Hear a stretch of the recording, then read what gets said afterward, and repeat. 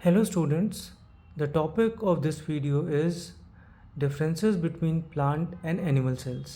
आज हम प्लांट और एनिमल सेल्स के बारे में कुछ बेसिक डिफरेंसेस हम देखने वाले हैं।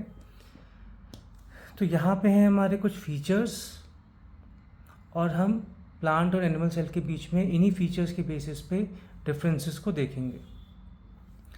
तो चलिए शुरू करते हैं। सबसे पहला है हमारा साइज़।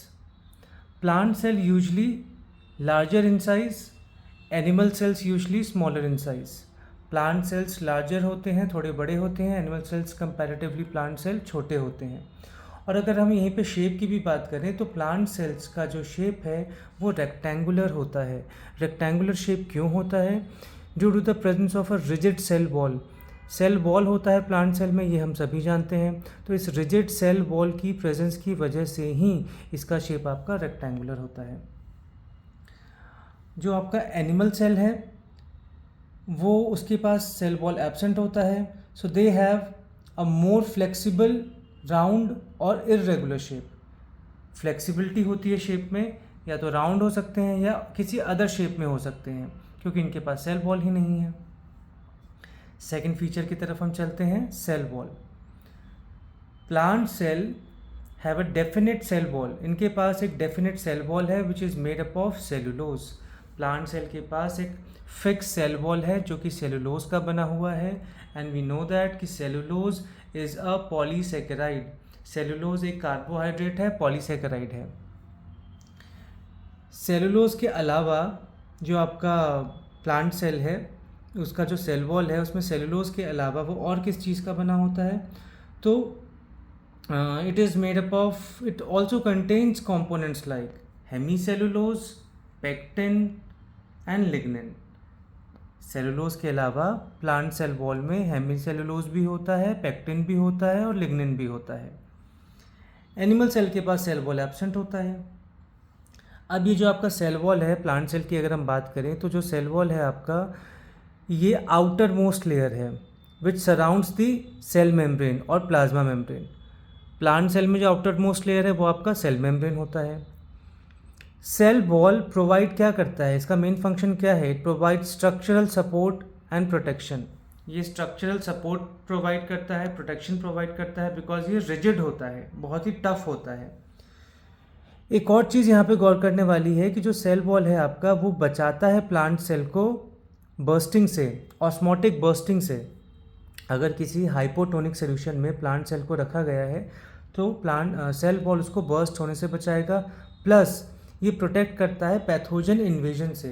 अगर कोई पैथोजन प्लांट सेल में घुसना चाहता है तो उससे भी ये प्लांट सेल को बचाने का काम करता है। Our next feature is cytoplasm. Cytoplasm हम जानते हैं जेल लाइक मैट्रिक्स होता है जो कि आपका प्लाज्मा मेम्ब्रेन और न्यूक्लियर मेम्ब्रेन के बीच में प्रेजेंट होता है। So cytoplasm not so dense. Plant cell में साइटोप्लाज्म ज़्यादा डेंस नहीं होता है। एनिमल सेल में cytoplasm denser and more granular. Animal cell में जो साइटोप्लाज्म है वो डेंसर होता है, डेंस होता है और ग्रैनुलर भी होता है। अब यहाँ पे डेंस वर्ड का मीनिंग क्या है? साइटोप्लाज्म जो है वो डेंस होता है एनिमल सेल में और नहीं होता है प्लांट सेल में, मतलब कम होता है प्लांट सेल में। एनिमल सेल में डेंसर होने का रीज़न ये है because it contains a high concentration of organelles.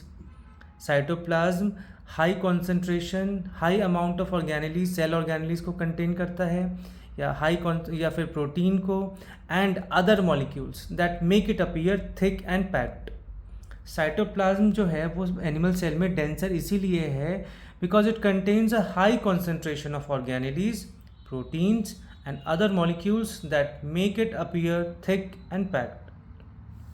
और ग्रैनुलर वर्ड का मतलब है छोटे छोटे स्फेरिकल बॉडीज़ जो कि प्रेजेंट होती है, जैसे नमक के दाने आप समझ लीजिए, उस तरीके की छोटी छोटी माइक्रो बॉडीज़ प्रेजेंट होती हैं सेल के अंदर।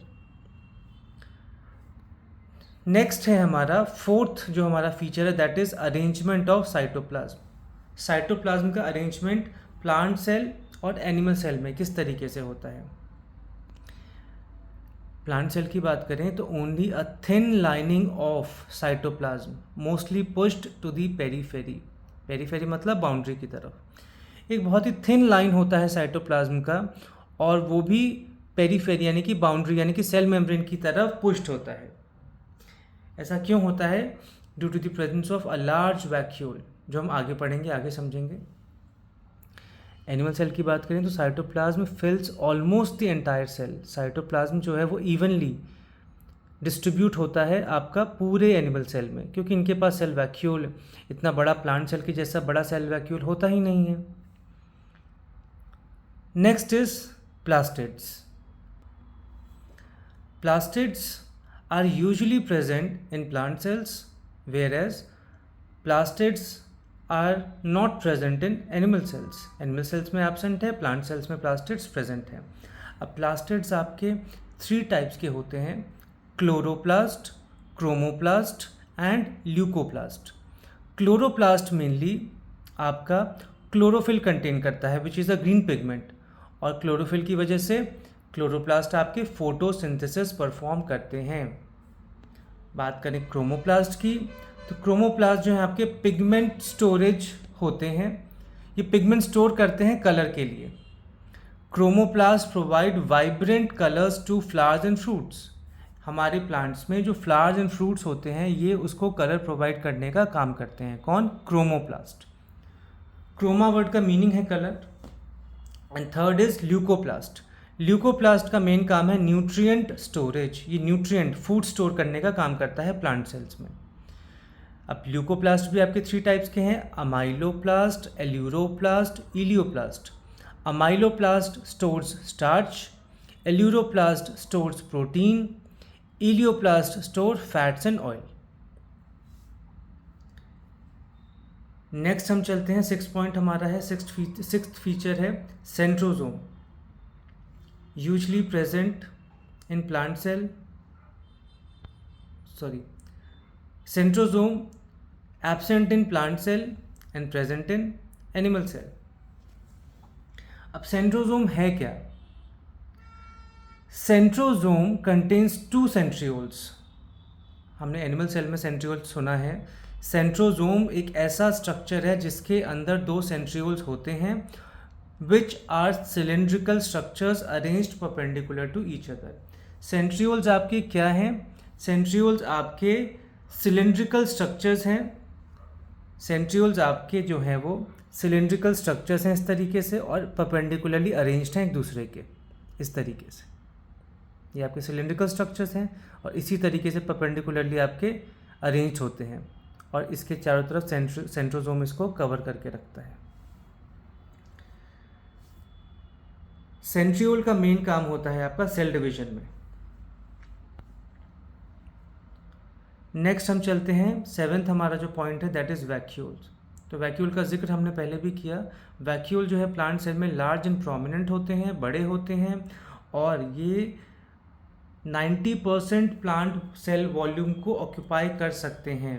प्लांट सेल की अगर हम बात करें तो जो वैक्यूल है वो 90% वॉल्यूम तक ऑक्यूपाई कर सकता है। इसी वजह से जो आपका साइटोप्लाज्म है वो पेरीफेरी की तरफ पुश होता है और बहुत ही कम होता है साइटोप्लाज्म प्लांट सेल में। बात करें एनिमल सेल की तो वैक्यूल्स एब्सेंट होते हैं, और अगर प्रेजेंट हैं इफ़ एनी तो वो स्मॉल होंगे और टेम्पररी होते हैं। छोटे छोटे होंगे और टेम्पररी होते हैं। Only concerned with excretion and secretion. इनका यहाँ पे मेन काम सिर्फ एक्सक्रीशन और सिक्रीशन है। प्लांट सेल में वैक्यूल्स का काम स्टोरेज का होता है। वैक्यूल के अंदर जो लिक्विड स्टोर्ड होता है उसको हम सेल सैप कहते हैं। एनिमल सेल्स में इसका काम हो गया एक्सक्रीशन एंड सिक्रीशन का। Our last feature is nucleus. In plant cell, nucleus is present along the periphery of the cell. Periphery means क्या था? Boundary. प्लांट सेल में बात करें तो जो न्यूक्लियस है वो पेरीफेरी की तरफ है। सिर्फ न्यूक्लियस ही नहीं, न्यूक्लियस के अलावा जो सेल ऑर्गेनेलीज हैं वो भी पेरीफेरी की तरफ ही आपके प्लेस्ड होते हैं, क्योंकि सारा स्पेस तो वैक्यूल ने कब ऑक्यूपाई कर रखा है। न्यूक्लियस जो है एनिमल सेल में it is present at the centre of the cell. Animal cell में जो न्यूक्लियस है वो आपका सेंटर की तरफ प्रेजेंट होता है, और न्यूक्लियस का शेप जनरली कैसा होता है? स्फेरिकल या ओवल। तो आज हमने अपने इस वीडियो में डिफरेंसेस देखे between plant and animal cell. कुछ फीचर्स को हमने स्टडी किया। ये कुछ बेसिक फीचर्स थे। तो आई होप ये वीडियो आपके लिए इन्फॉर्मेटिव रहा होगा। हम नेक्स्ट टॉपिक के साथ नेक्स्ट वीडियो में आपको मिलेंगे। Thank you so much.